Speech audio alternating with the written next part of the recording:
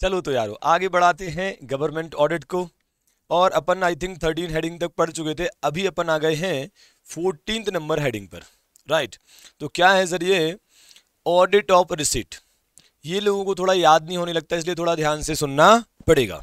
क्या लिखा है सर? देखो, आसान आसान बातें हैं यार। सबसे पहले लिखा है करेक्ट असेसमेंट एंड कलेक्शन। तो भाई आपको क्या करना है, जो भी गवर्नमेंट का रेवेन्यू आना है या जो भी किसी को लोन वगैरह दिया था वो वापस आना है, तो क्या वो करेक्टली असेस किया जा रहा है, करेक्टली रियलाइज किया जा रहा है। तो जो भी रेवेन्यू आना है उसका असेसमेंट सही से होना चाहिए, फिर वो गवर्नमेंट के पास आना भी चाहिए, गवर्नमेंट के अकाउंट में क्रेडिट भी होना चाहिए। तो यही सब इसके अंदर आपको बताना है।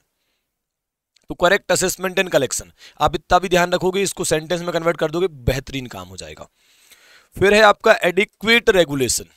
एडिक्वेट रेगुलेशन में क्या है सर कि क्या आपने या जो भी डिपार्टमेंट्स हैं या एजेंसीज हैं गवर्नमेंट की, क्या उन्होंने अप्रोप्रिएट रेगुलेशंस एंड प्रोसीजर बनाए हैं ताकि effective assessment, collection and allocation of revenue हो सके। बताओ, तो एडिक्वेट रेगुलेशन इतने से ही क्लियर हो जाना चाहिए। क्या गवर्नमेंट डिपार्टमेंट्स ने पर्याप्त एडिक्वेट प्रोसीजर्स, नियम कानून, रूल्स बनाए हैं for correct assessment, collection and allocation of revenue between governments. होता है ना, कई बार अलोकेशन भी करना पड़ता है कि सेंट्रल और स्टेट में आपको रेवेन्यू को बांटना है, तो अलोकेशन भी सही होना चाहिए, है ना, ऐसा। तो पहला हो गया करेक्ट असेसमेंट एंड कलेक्शन होना चाहिए। दूसरे में क्या हो गया, नियम कानून प्रॉपर बनना चाहिए इन्हीं चीजों के रिगार्डिंग। कौन सी चीजों के regarding? Assessment, collection and allocation. तीसरे में इंप्लीमेंटेशन ऑफ प्रोसीजर। क्या लिखा है sir? Confirm that these regulations and procedure are actually being followed. भैया सेकंड पॉइंट में क्या बोला था बाबा? सेकंड पॉइंट में बोला था कि चीजों को बनाना है, प्रोसीजर्स बनाई कि नहीं बनाई ये चेक करना है।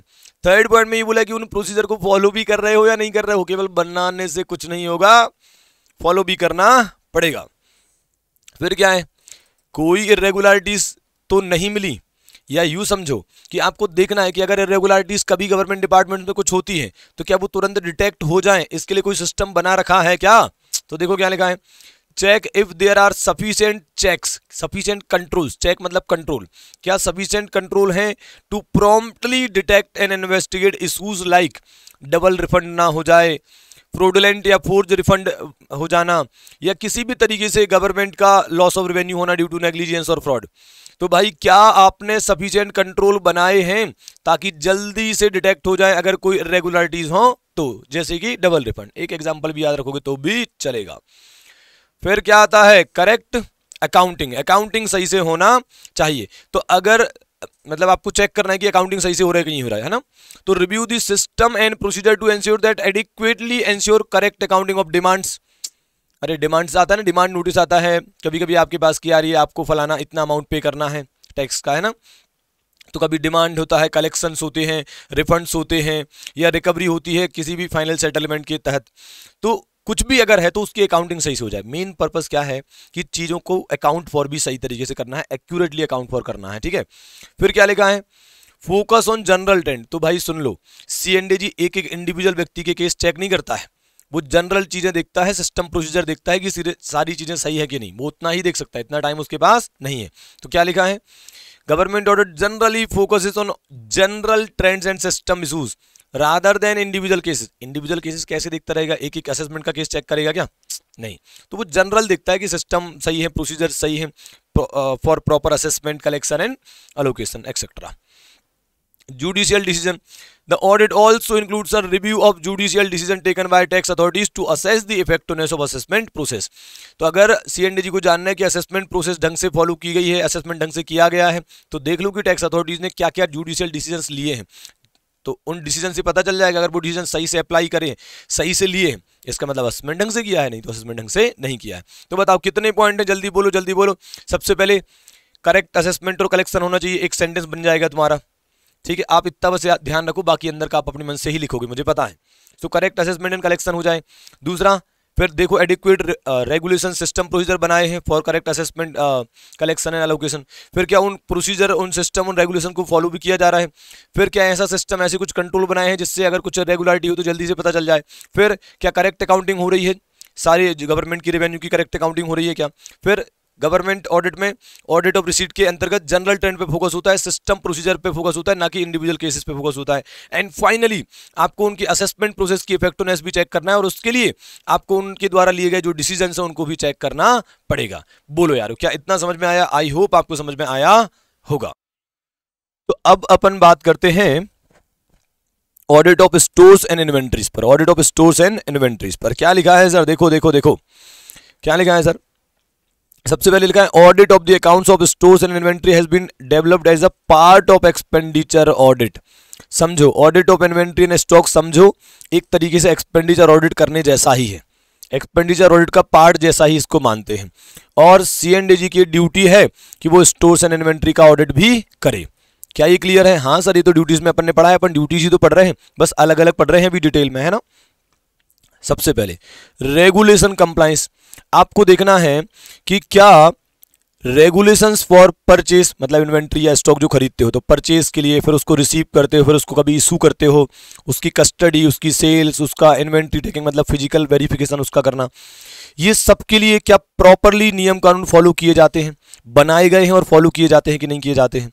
बोलो यार, क्या ही समझ में आया? क्या बोला?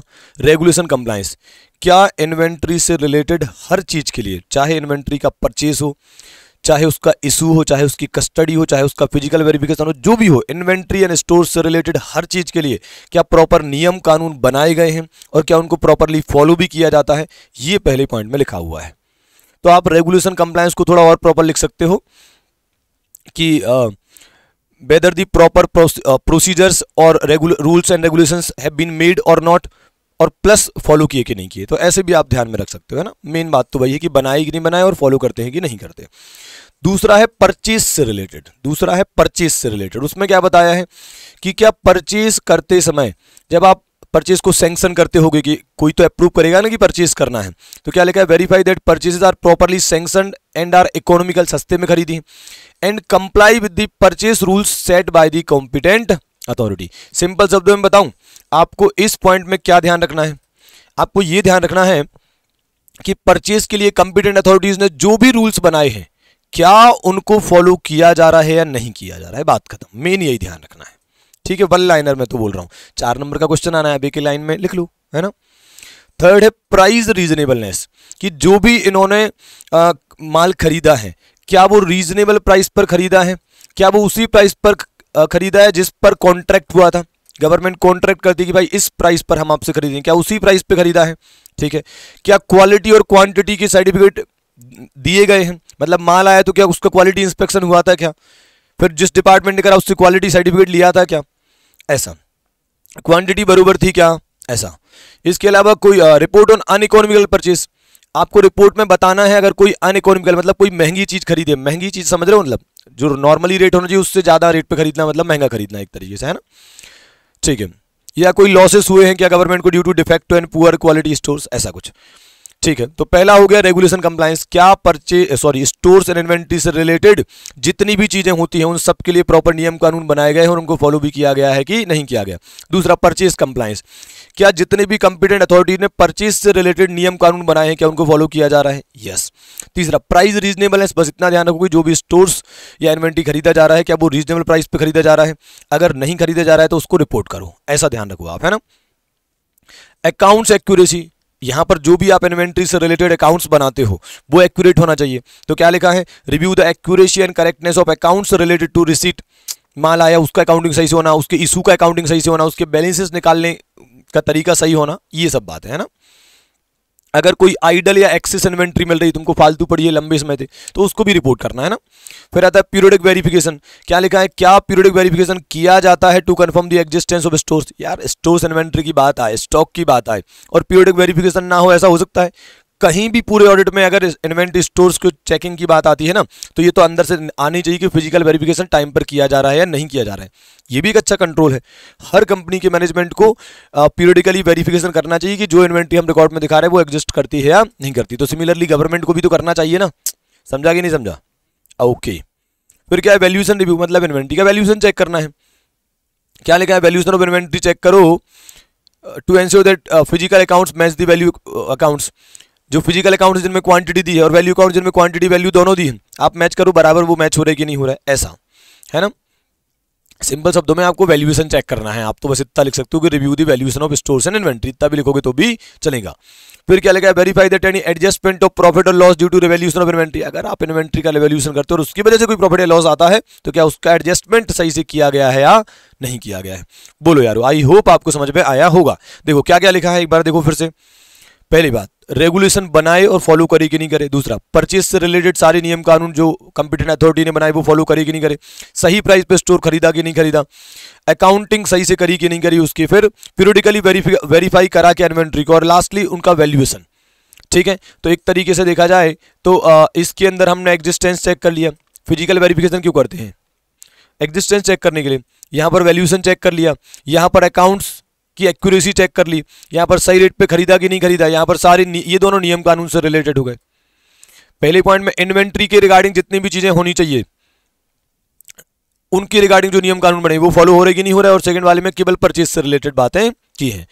आई होप आपको audit of stores and inventory समझ में आया होगा। ये जो मैंने हेडिंग्स दी हैं, पॉइंट्स बनाए हैं, इसकी वजह से मुझे लगता है कि आसानी से काम किया जा सकता है, राइट ना। चलो तो अपन अपनी अगली हेडिंग पर आते हैं और वो है audit of commercial account. 16 number की हेडिंग पर हम आ चुके हैं। ऑडिट ऑफ कॉमर्शियल अकाउंट में क्या बताया है भाई कि जो आपके पब्लिक एंटरप्राइज होते हैं, मतलब गवर्नमेंट के जो एंटरप्राइज होते हैं, वो भी कॉमर्शियल एक्टिविटीज़ में एंगेज हो सकते हैं। बहुत सही, मतलब सर गवर्नमेंट भी क्या कॉमर्शियल एक्टिविटीज़ कंडक्ट कर सकती है। आंसर इज यस, गवर्नमेंट भी कॉमर्शियल एक्टिविटीज़ कंडक्ट करती है। 3 फॉर्म में कर सकती है। एक तो डिपार्टमेंटल एंटरप्राइज के फॉर्म में, स्टैट्यूटरी बॉडीज और कॉर्पोरेशंस के फॉर्म में, और गवर्नमेंट कंपनीज के फॉर्म में। ये 3 मोड में गवर्नमेंट कॉमर्शियल एक्टिविटीज कंडक्ट कर सकती है। डिपार्टमेंटल एंटरप्राइज मतलब जैसे कि Indian railways, post office, air India, BSNL वगैरह। ठीक है, गवर्नमेंट ही इनको रन कर रही है या गवर्नमेंट की अथॉरिटीज इनको रन कर रही हैं, ऐसा बोल सकते हैं। तो क्या लिखा है sir, departmental enterprise engage in commercial and trading operations. ठीक है, सिंपल शब्दों में डिपार्टमेंटल एंटरप्राइज क्या हैं, जो कॉमर्शियल और ट्रेडिंग ऑपरेशंस में लगे हुए हैं। And which are subject to same laws, उन पर इनके ऊपर वही नियम कानून लगते हैं जो दूसरे गवर्नमेंट डिपार्टमेंट्स या एजेंसीज पर लगते हैं। ठीक है, बहुत बढ़िया सर। तो डिपार्टमेंटल एंटरप्राइज मतलब गवर्नमेंट जब कोई ऑर्गेनाइजेशन बनाकर ट्रेडिंग, मैन्युफैक्चरिंग या किसी भी कॉमर्शियल एक्टिविटीज में लगी हुई है, वो डिपार्टमेंटल एंटरप्राइज है। जैसे कि Indian railway, post office, air India या BSNL। ठीक है, इन पर भी वही नियम कानून लगते हैं जो बाकी की गवर्नमेंट डिपार्टमेंट्स पर अप्लाई होते हैं। दूसरा, स्टैट्यूटरी बॉडीज और कॉर्पोरेशन का मतलब होता है कि कुछ ऐसे ऑर्गेनाइजेशन भी होते हैं जिनको पार्लियामेंट में सेपरेट एक्ट पास करके बनाया जाता है, तो उनको अपन स्टैट्यूटरी बॉडी बोल सकते हैं। जैसे ICI भी है अपना, FCI हो सकता है, LIC हो सकता है ना, इनको कॉर्पोरेशंस भी बोलते हैं अपन। तो क्या लिखा है sir, statutory bodies created by a specific statute mostly finance by the government in the form of loan और ग्रांट। LIC और FCI जैसे ऑर्गेनाइजेशन यहाँ पर कवर हो जाते हैं। फिर गवर्नमेंट कंपनीज वो होती हैं जिनको कंपनी एक्ट 2013 के अंतर्गत सेटअप किया गया है, मतलब कंपनी एक्ट 2013 के अंतर्गत जिन्हें बनाया गया है वो कंपनीज है। ठीक है सर, अब सुनो किसका ऑडिट कैसे होगा। 3 तरह से गवर्नमेंट कॉमर्शियल एक्टिविटीज में एंगेज हो सकती है। अब इनका ऑडिट कैसे होगा ये हमें देखना है। ठीक है, तो क्या लिखा है sir, departmental enterprises are done by CNDG। Departmental enterprise का audit, the audit of departmental enterprise are done by CNDG in the same manner as any department of government. तो मैंने बोला था कि डिपार्टमेंटल एंटरप्राइज पर वही नियम कानून अप्लाई होते हैं जो बाकी के गवर्नमेंट डिपार्टमेंट्स पे होते हैं। तो इसका मतलब ये कि इनका ऑडिट भी कैसे होगा, वैसे ही जैसे कि बाकी की गवर्नमेंट का होता है।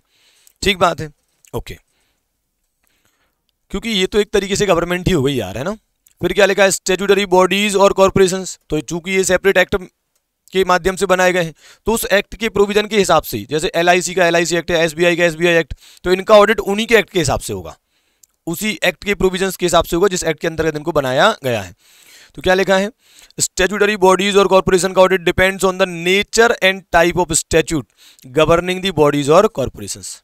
तो LIC का ऑडिट LIC एक्ट के हिसाब से हो जाएगा, है ना।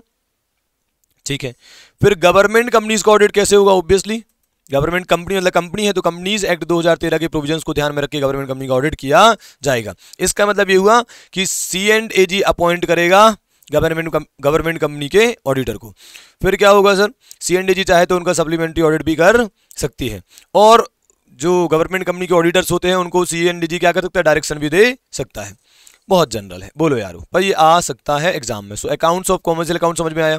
गवर्नमेंट 3 तरीके से कॉमर्शियल एक्टिविटीज में एंगेज है, तो उन तीनों तरीके को बताना पहले तुम, फिर बताना कि उन तीनों केसेस में ऑडिट कैसे किया जाएगा। ठीक है, फिर क्या लिखा है, रोल ऑफ C&AG, ये तो पूरा प्रॉपर लॉ का पोर्शन है। C&AG का गवर्नमेंट कंपनीज के ऑडिट में क्या रोल है, तो देख लेते हैं सर। सबसे पहले लिखा है power to appoint government company auditor. तो सर क्या लिखा है, गवर्नमेंट कंपनी कौन सी होगी, जो गवर्नमेंट के द्वारा ओन्ड है, ऐसा समझ लो आप। सेंट्रल या स्टेट दोनों गवर्नमेंट, या किसी इंडिविजुअल गवर्नमेंट के द्वारा अगर ज़्यादा होल्डिंग है तो फिर वो गवर्नमेंट कंपनी हो जाएगी, है ना। मैं उस पर बात नहीं कर रहा हूँ, सिंपल शब्दों में गवर्नमेंट कंपनी की बात कर रहा हूँ। तो C&AG of India shall appoint the auditor under section 139 subsection 7 में फर्स्ट ऑडिटर और 139 सबसेक्शन 5 में सब्सिक्वेंट ऑडिटर। तो कुल मिलाकर C&AG गवर्नमेंट कंपनी के केस में ऑडिटर अपॉइंट करता है। बस एक लाइन ही बोली, मैंने काम किया अभी इसके अंदर। गवर्नमेंट कंपनीज में C&AG ही फर्स्ट और सब्सिक्वेंट ऑडिटर अपॉइंट करता है। क्या ये क्लियर है? हाँ सर। फिर क्या करता है सर, क्या डायरेक्शन भी C&AG देता है कि गवर्नमेंट कंपनी का ऑडिट कैसे किया जाएगा? हाँ सर। तो C&AG ने गवर्नमेंट कंपनी का ऑडिटर अपॉइंट करा, फिर उसको डायरेक्शन दी कि आपको ऐसे ऑडिट करना है। फिर वो ऑडिटर क्या करेगा, वो ऑडिटर ऑडिट करेगा, ऑडिट रिपोर्ट बनाएगा और वो रिपोर्ट जमा करेगा C&AG को। और उस रिपोर्ट में वो 3 चीजें लिखता है कि C&AG ने क्या इंस्ट्रक्शन दिए थे, क्या डायरेक्शन दिए थे, उस पर मैंने क्या एक्शन लिया और इसका क्या इंपैक्ट पड़ा फाइनेंशियल स्टेटमेंट पर या अकाउंट्स ऑफ द कंपनी पर। क्या ये क्लियर है? हाँ सर। तो वही सब यहां पर लिखा हुआ है। फिर लिखा है power to conduct a supplementary audit and comment thereupon. C&AG के पास पावर है भाई, MCQ बन सकता है लॉ में भी और ऑडिट में भी, कि जैसे ही C&AG के पास रिपोर्ट आएगी, C&AG के पास अधिकार है कि वो 60 दिन के अंदर, जब से उसको रिपोर्ट मिली तब से 60 दिन के अंदर उस कंपनी का सप्लीमेंट्री ऑडिट कर सकती है या कर सकता है C&AG, जो भी बोलो तुम, है ना। तो C&AG 60 दिन के अंदर गवर्नमेंट कंपनी का सप्लीमेंट्री ऑडिट भी कर सकता है। अब इसमें लिखा गया है C&AG can conduct a supplementary audit of a companies financial statement under section 143 subsection 6 का ए। ठीक है सर। दूसरे पॉइंट में क्या बोला है कि C&AG can authorise a person or team to carry out this audit. मतलब C&AG या तो खुद करेगा या फिर नॉर्मली क्या करेगा, किसी को अपॉइंट कर देगा कि जाओ तुम इस फलाने कंपनी का सप्लीमेंट्री ऑडिट करके आओ। तीसरे पॉइंट में क्या बोला है, for this audit the C&AG can require the company to provide additional information in a specific form as directed. मतलब इसके लिए C&AG ऐसा बोल सकता है कि आपको कुछ, C&AG कंपनी से बोल सकता है कि आपको कुछ स्पेसिफिक इन्फॉर्मेशन देनी पड़ेगी उन पर्सन के लिए जिनको मैंने भेजा है। तो ये तो जनरल सी बात है यार, ऑडिट करने में किसी को भेजोगे तो उनको इन्फॉर्मेशन तो लगेगी ना, तो देनी पड़ेगी ना। ठीक है, तो ये अधिकार, सप्लीमेंट्री ऑडिट वाला अधिकार कितने दिन के अंदर एक्सरसाइज कर सकता है C&AG? 60 days from the date of receipt of audit report. फिर क्या है, कमेंट अपॉन और सप्लीमेंट दी ऑडिट रिपोर्ट। आप रिपोर्ट में कुछ कमेंट भी कर सकते हो, जो ऑडिटर ने C&AG को रिपोर्ट दी है ना, तो C&AG उस पर कमेंट कर सकता है, उसमें कुछ चीज़ें ऐड करवा सकता है कि रिपोर्ट में जो लिखा है वो तो लिखा रहने दो, कुछ और भी ऐड ऑन कर दो, ऐसा। तो क्या लिखा है, the C&AG can comment on or supplement the company's audit report under section 143 subsection 6। क्या लिखा है, these comments or supplement must be sent by company to every member of the company. भाई ऑडिट रिपोर्ट जिन जिन को भेजी जाती है उन लोगों को, अब ये जो C&AG ने कमेंट दिए हैं या जो चीज़ें ऐड ऑन करवाई हैं उनको भी वैसे ही भेजा जाएगा जैसे कि ऑडिट रिपोर्ट को सबको भेजा जाता है। तो नॉर्मली फाइनेंशियल स्टेटमेंट या ऑडिट रिपोर्ट किसको भेजी जाती है? Every member of the company, every trustee of debenture holders या other entitled person as per section 136 of company act 2013। फिर क्या लिखा है, दीज कमेंट्स और सप्लीमेंट जो भी है must be placed before the companies AGM। मतलब AGM में भी इन कमेंट्स को रखा जाएगा ऑडिट रिपोर्ट के साथ में ही। सीधी बात है यार, ऑडिटेड फाइनेंशियल स्टेटमेंट है, ऑडिट रिपोर्ट है और उसके साथ C&AG के कमेंट्स है, तो ये सब साथ में ही चलेंगे। तो भेजे भी साथ में जाएंगे और AGM में भी साथ में ही रखे जाएंगे, है ना। तो इनको AGM में रखा जाएगा at the same time and in the same manner as the original audit report. बोलो क्या ये क्लियर है? Yes sir. फाइनली क्या लिखा है, टेस्ट ऑडिट 143 सबसेक्शन 7। क्या लिखा है भाई, The C&AG of India has the authority to order. C&AG को एक और अधिकार है कि C&AG ऑर्डर दे सकता है, क्या? Test audit of accounts of certain companies. मतलब सीधी सी बात यह है कि C&AG को यह अधिकार है कि वो गवर्नमेंट कंपनी के केस में टेस्ट ऑडिट करने का भी किसी को ऑर्डर दे सकता है कि जाओ टेस्ट ऑडिट करके आओ फलाना फलाना कंपनी का। सप्लीमेंट्री ऑडिट में 60 दिन के अंदर ही है वो वाली पावर, टेस्ट ऑडिट में ऐसी कोई लिमिट नहीं दी है।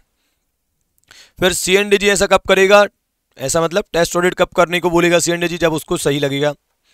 When they believe it is necessary.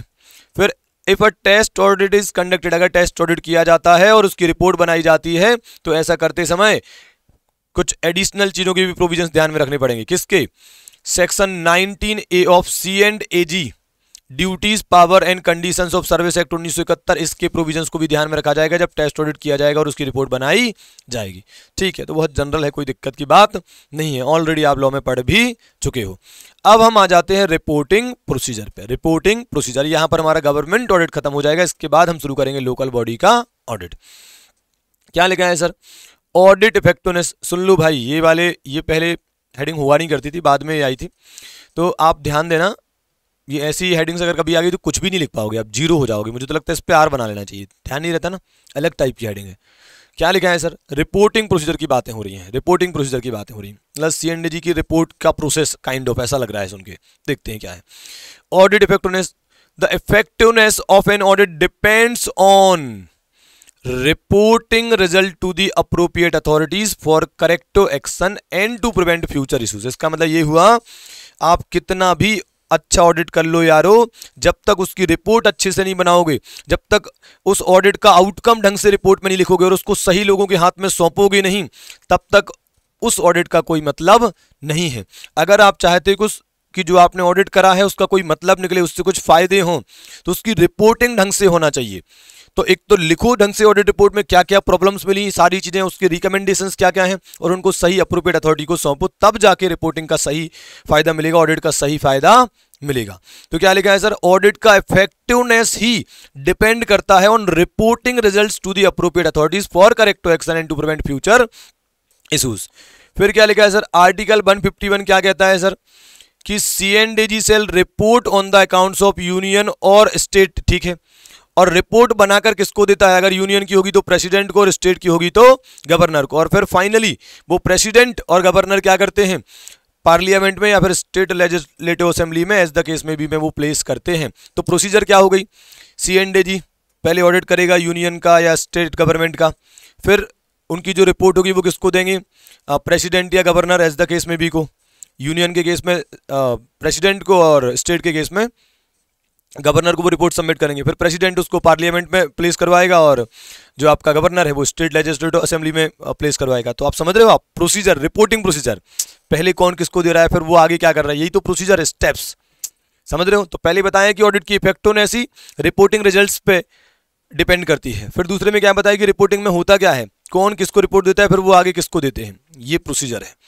फिर क्या लिखा है? अभी प्रोसीजर खत्म नहीं हुआ है, इसके बाद पता है क्या होता है? Public disclosure. ओहो, C&AG की रिपोर्ट पब्लिकली अवेलेबल कराई जाती है ताकि पब्लिक की भी ओपिनियन आ सके। तो क्या लिखा है sir? Audit report should not only be presented to legislature, केवल लेजिस्लेचर के सामने नहीं रखी जाएगी, बल्कि also made available to the public to raise awareness, सबको पता चलना चाहिए कि चल क्या रहा है। Plus create a pressure for corrective action based on findings, तभी तो गवर्नमेंट करेक्टिव एक्शन लेगी जब प्रेशर बनेगा, जब जनता चिल्लाएगी तभी तो गवर्नमेंट एक्शन लेगी ना, ऐसा। क्या ये 3 पॉइंट समझ में आए? ऑडिट की इफेक्टिवनेस ही reporting results to the appropriate authorities पर डिपेंड करती है। दूसरा, C&AG ऑडिट करके किसको रिपोर्ट देता है, फिर वो लोग कहाँ रखते हैं। तीसरा, फिर पब्लिक डिस्क्लोजर भी दिया जाता है इसका। फिर फैक्चुअल रिपोर्टिंग, इंडिया में रिपोर्टिंग फैक्चुअल होती है, मतलब C&AG का काम है जो उसको मिला उस फैक्ट को बता दे, मतलब जो मिला है मैं तो वो बता दूंगा, अब उसको कंक्लूड करना, उस पर ओपिनियन बनाना वो आपका काम है। तो क्या लिखा है? In India the reporting is factual and the conclusions are left to be drawn by the reader. Conclusions reader निकालेंगे, ठीक है, टू एंश्योर ऑब्जेक्टिविटी, ठीक है। और finally recommendations, while the C&AG can make recommendation in the audit report, C&AG recommendations भी देता है। This is traditionally done by Public Accounts Committee, not the C&AG। पहले क्या होता था कि पब्लिक अकाउंट कमेटी होती है, जो पार्लियामेंट में एक कमेटी बनी होती है, तो वो लोग रिकमेंडेशन देते थे कि कैसे सुधार कर सकते हैं, जो भी इस बार गलती है उनको कैसे ठीक कर सकते हैं। अब बाद में क्या हो गया है, मतलब अब क्या हो रहा है कि भाई C&AG ही रिकमेंडेशन दे सकता है कि इस फलाना इशू को कैसे रिजॉल्व किया जा सकता है। बोलो यारो, आई होप आपको गवर्नमेंट ऑडिट में मजा आया होगा, समझ में आया होगा। कहीं दिक्कत लगे तो आप उसको दोबारा सुन लेना, बहुत आसान है, कोई दिक्कत नहीं। और कहीं इशू आए तो फिर मैं हूं ना यार, चिंता क्यों करते हो। चलो okay, tata bye bye for government audit. अगले लेक्चर में हम आएंगे लोकल बॉडी ऑडिट के साथ। Okay, bye bye.